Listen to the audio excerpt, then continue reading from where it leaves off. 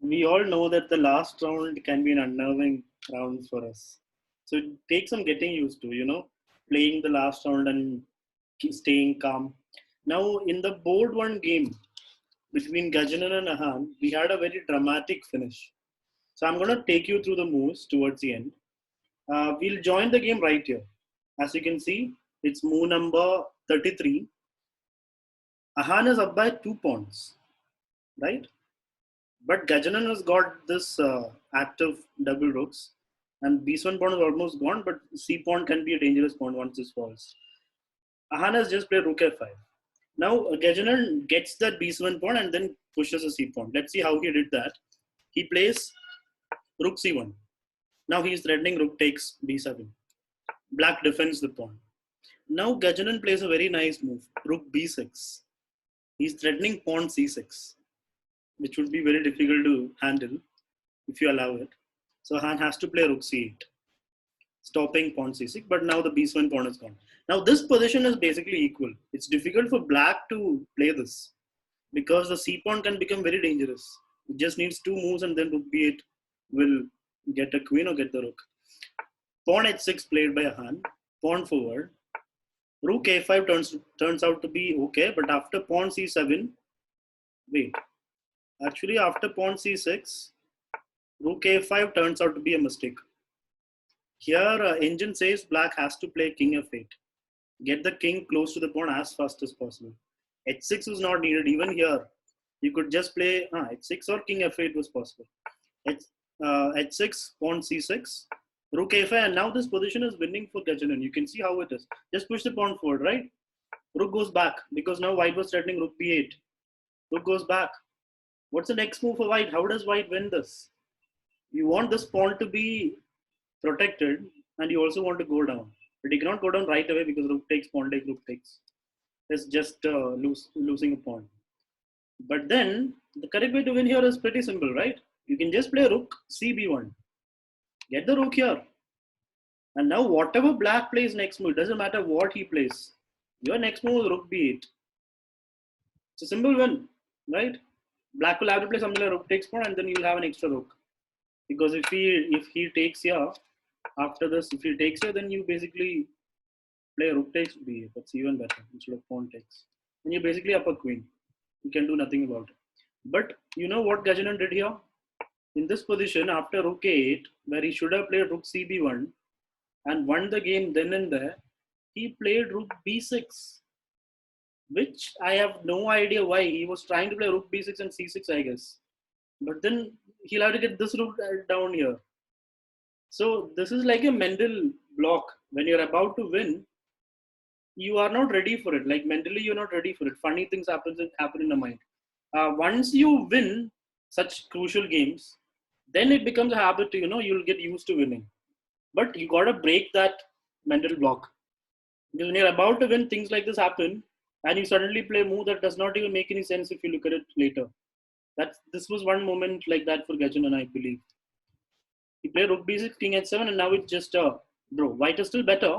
He goes back, king g6. Now he plays rook cb1, but it's too late. With the king on g8, white was upper tempo. He could have played rook b8 and won the game. But now black can simply play rook up, a6, a5, a4, a3, or a2. And rook b8 does not work because rook takes pawn. So Gajanan had to move his rook back. And black also played the rook back. Ahaan offered row here, but Gajanan wanted to try, I guess. He played king g3. Now he plays some nice moves. This was a blunder by Ahaan. So Ahaan had to play king f6 and get the king somewhere closer to the pawn. That was the need of the hour. But then he played rook a3, basically inviting the white king up the board.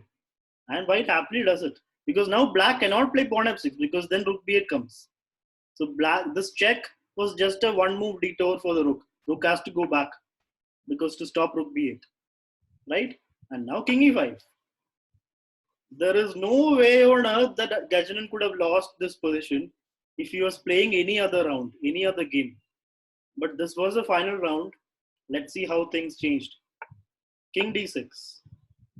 And now you can win it in multiple ways, right? King d7, rook f1 check, or just rook b1. He plays the most winning looking move, rook cb1.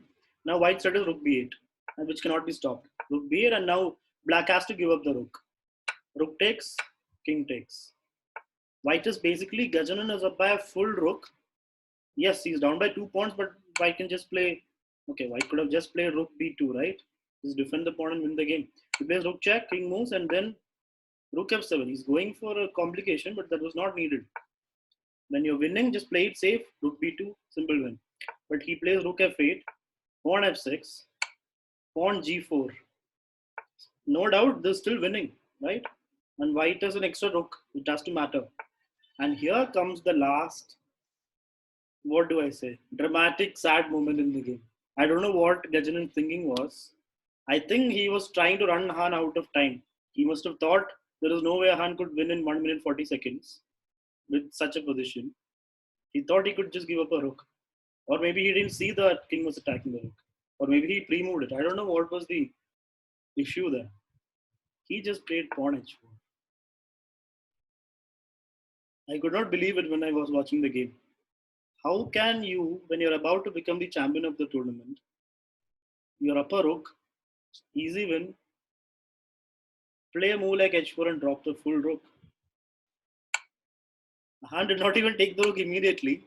He played rook a7 check, just going really cruel, not giving white any chance. Rook takes, and then king takes.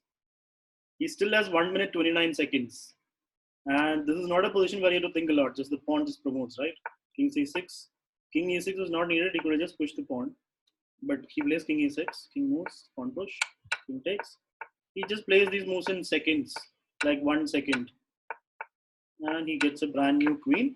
Still has got 1 minute 18 seconds. And for someone who's practiced this checkmate enough, you just need 10 seconds to win.